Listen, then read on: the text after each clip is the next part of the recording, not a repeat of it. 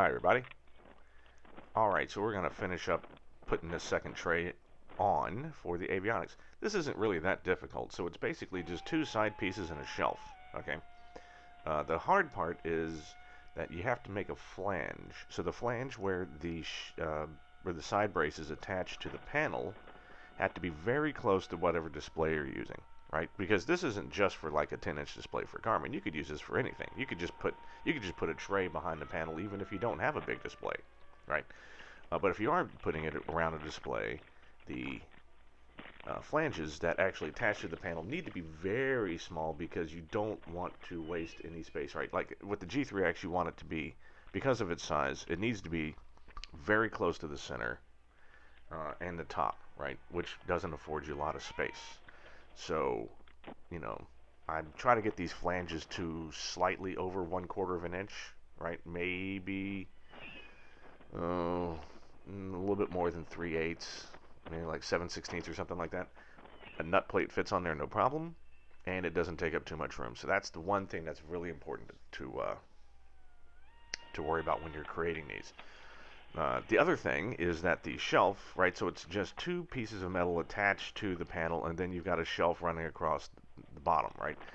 That's just a flat piece of metal. So I've been using nut plates to secure those to the sides, which is great. That's nothing wrong with that. The problem is that it's still just a flat piece of metal sitting between, two strengthened shelf ends, right? So, and it's not like that thing's a piece of 1-inch plywood, right? It's just, I think, the 24 thousandths aluminum. So that's not really stiff, and it will reverberate, and it will flex, and it will bounce. So what I've done, and this was a question from one of the viewers, is how are you strengthening it up, is I've actually used the metal brake that I have to put a braked edge on the bottom of the shelf, right? So when it comes out the back, it's got a brake on it, right? And when it goes near the front, it's got a tiny brake on it. That strengthens up the sides and allows the shelf to basically be very much more stiff. So that's what I do for that. The only other thing that we haven't done, so you can see that the second piece of the tray is sitting there on the bench there, sitting up on a panel, and that the side trays are just big squares. So that's the raw size, of course. Your mileage will vary, but when you go to put that in, you're going to see that like, this kind of cuts off the left and the right. This cuts off access to the center channel. So you will be cutting some pieces off from the side. How you do that, of course, is up to you. Okay, let's see. Do we have any news or rants? Oh, yeah, small rant. Look,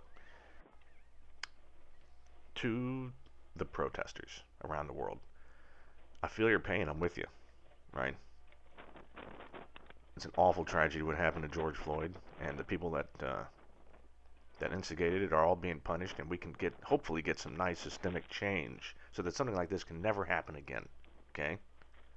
That being said, you stupid little fuckers, what do you expect is going to happen to COVID rates if you just get thousands of people together? Look, masks are great, but you still got to be 6 feet apart, all right? You're not going to help anyone protesting from a ventilator. All right, so there's the right tray in. As you can see, it goes pretty far back from the panel towards the sub panel, and it doesn't really need to be, so I will be cutting these back. But as you can see, this is the real point of them.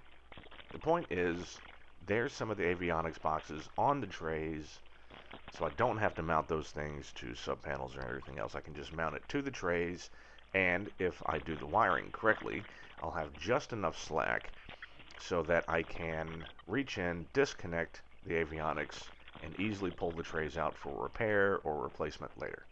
All right, there we go. That's the whole point of it.